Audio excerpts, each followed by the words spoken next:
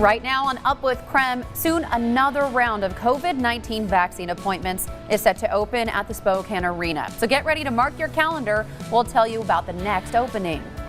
Snow is back in the forecast for the inland northwest. Mountains about a half a foot here in Spokane. We might get a little. Imagine Jazz in Spokane is hosting a virtual concert. This morning, a feature musician joins us to talk about how his music honors Black History Month. If you are dealing with the IRS, have some patience this year. Like everything about 2020, taxes will be unlike any other year. From unemployment to relief checks and home offices, the pandemic-specific changes you should be aware of. One of the best parts about Sunday's big game is the commercials, but plenty of companies are changing their traditions this year.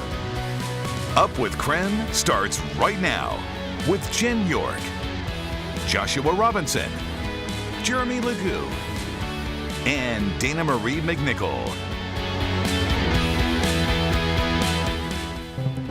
Well, good morning and welcome to Up with KREM. Thanks for being with us on your Thursday. Now, if you're wondering what to snack on during this weekend Super Bowl, DoorDash is out with a list of its top foods. Now, in a recent survey, it found that mozzarella sticks are the top snack. In second, boneless wings, followed by chips and salsa. Caesar salad and pepperoni pizza came in fourth. Not surprised about all of those. Now, taking a look at how each state voted for their favorite snack, this is where it becomes surprising. Here in Washington, peach cobbler was the top snack.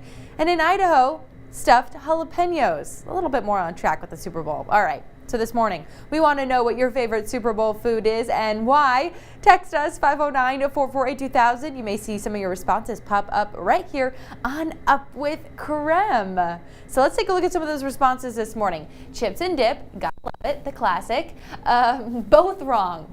All right. Charcuterie board can get all the food groups. I love a good charcuterie board.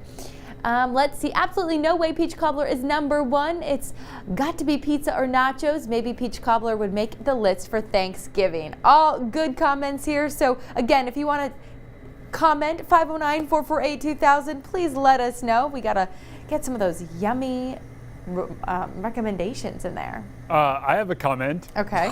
Did you guys look at some of the other states? Because I am 100% convinced DoorDash is full of it. DoorDash, you are lying to everybody.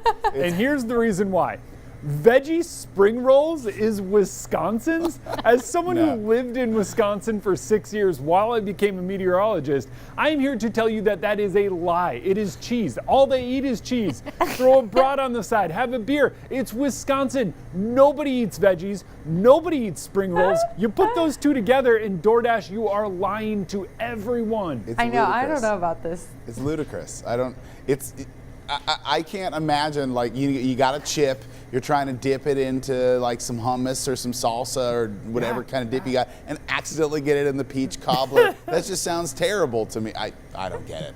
I don't either. Nope. All right, well, as a reminder though, guys, Tampa Bay Buccaneers and the Kansas City Chiefs will face off in the Super Bowl 55 this Sunday. You can only catch that game here on KREM 2. So kickoff is at 3:30 Pacific time. And is it going to be Super Bowl watching weather this weekend? Okay, Dana Marie, here we go. As you kick off the Super Bowl, there's a couple things that you are going to want to do to prepare for weather. 1, don't make veggie spring rolls. 2, don't bring peach cobbler.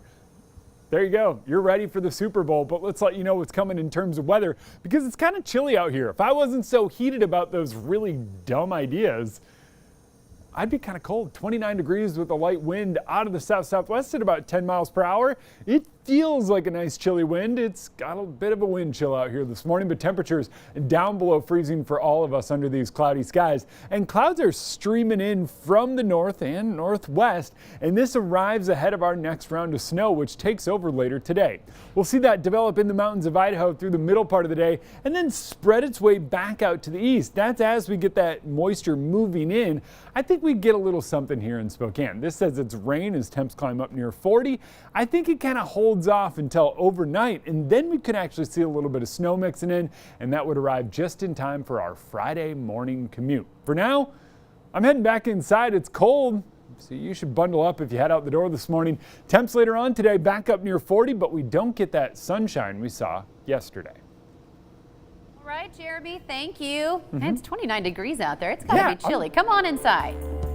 All right, 6:04 now. Well, this morning we know when the next round of COVID-19 vaccine appointments will open at the Spokane Arena. That is where we find Nicole Hernandez this morning joining us live. And Nicole, tell us when people can start booking appointments again. Yeah, Jen, Joshua, so Tuesday is the day. So in just 5 days, people here in Spokane will be able to hop on their computers and go online or pull out their phones and call a phone number to actually book their COVID-19 appointment here at the Spokane Arena. Now, the last time this happened, it was a little bit of chaos here at the Spokane Arena, but Chaz made some changes to help make that better. People need to go to chaz.org/COVID vaccine to access the online scheduling tool and not use the URL that may have been saved in their browser from last Wednesday.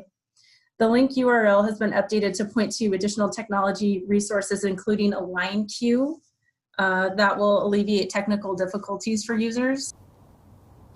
Now, again, that website will go live on February 9th. You will be able to book an appointment for as early as that same day. The first time they did this, the site overbooked, it crashed, and there were massive traffic issues here at the arena, but Chaz has not had that problem since that first day. Now, before Tuesday, the plan is to vaccinate another 2,500 people, but all of those appointments are all booked right now. So if you do want to actually book an appointment coming up on Tuesday, here's the info you want to know. So you're going to want to write this stuff down so you have it ready for Tuesday. First off, the website, chaz.org/COVID vaccines, that will go live on Tuesday. And this phone number, 509-444-8200. Starting Tuesday, you can call that to book an appointment. And if you are interested, you can actually text the word vaccines to 509-448-2000, and we will send you a couple of links with all of the information we have about what's going on here at the arena. Live in Spokane, I'm Nicole Hernandez. Well, looking across state line this morning, Kootenai Health has announced new appointment openings as of yesterday, but they're already booked all the way through next week from February 8th through the 12th. Now, this is for Kootenai County residents only. Kootenai Health does, though, plan to release new appointments every Wednesday at 4 p.m. Now, each week they plan to release about 1,000 appointments. That, of course, depends on supply. The doses are given to the Panhandle Health District, who then distributes them to counties depending on their population. So that includes Kootenai, Bonner, Benoit, Boundary, and Shoshone counties. Now, that is by appointment only. No walk-ups are allowed. There's also no waiting list right now, and rescheduling appointments is not currently available. However, leaders say there may be a limited number of same-day appointments that do become available. Now, if you'd like to check for some of those same-day appointments or make your own appointment when new openings are announced, you can go to kh.org/COVID-19/vaccine. They ask that you do not call local clinics or hospitals for appointments, as appointments are open to residents of Kootenai County who are 65 years or older. Also, plan to bring proof of age and residency to your appointment. Of course, with every vaccine and all the different clinics and whatnot, that's a lot of information. So if you want to go through that again, we can send it right to your phone. Just text vaccine to 509-448-2000, and that will include information for both Washington and North Idaho. Tim? All right, guys, thanks so much. Yeah, so we're in week 3 of the phase 1B rollout of the coronavirus vaccine, and the vaccine is still very difficult to get, even if you do qualify. So there's just not enough vaccine for everybody who's eligible right now, and that's why everybody can't even find an appointment yet. So one of the things we're asking is to remind everybody it will take time. It may be your turn in line, but it's likely not your day yet. Well, to date, we know how many people have been vaccinated, but we don't know the makeup of that population. So these numbers are important because we know that the virus disproportionately impacts people of color, specifically Latinos in Washington state. Now, experts fear that as we move on to the vaccine chapter of this pandemic, this trend will continue. We are working on that right now and hope to have that data released within the next week. We have been collecting that information from healthcare providers. We wanted to make sure we had enough of it to be able to more accurately tell the story. So we're analyzing the data right now, and we'll share that soon. Now, this is something Oregon has made public. Their data shows nearly 370,000 people have been vaccinated. 18,000 of those patients are Hispanic. That's less than 5% of the total doses administered, though they represent 13% of the total population. We'll, of course, keep asking the tough questions once Washington releases their data. 6:09 this morning. Time for your morning rush. More news in less time. Well, this morning we are learning new details about Idaho National Guard members killed in a helicopter crash. It happened Tuesday night near Boise. Leaders say the 3 pilots were on a routine training flight. They say between the 3, they had more than 30 years experience. Right now, the cause of that crash is under investigation. The Guard has yet to release their identities. On the west side, grocery groups are suing over Seattle's new hazard pay rules. A new law requires Seattle grocery outlets to, with 500 or more employees, to give their workers a $4 an hour boost. The Northwest Grocery Association and Washington Food Industry Association argue the law is unconstitutional. This morning, parts of the Northwest are shaking. The Pacific Northwest Seismic Network recorded hundreds of tremors in the San Juan Islands. Scientists say that shaking is getting stronger and lasting longer. While they say it's unusual, it likely does not pose a risk. And that's your morning rush. More news in less time. Let us know what's happening in your neighborhood by using the hashtag #UpWithKREM on social media. Well, still ahead on Up with KREM, tax season is going to look a little different this year. So after the break, the pandemic-specific changes you should be aware of. And we're cloudy today with temps climbing back up near 40, but overnight tonight we might see a little bit of snow here in Spokane. Well, the bulk of it falls in the mountains. I'll walk you through how much snow to expect and where you'll see it.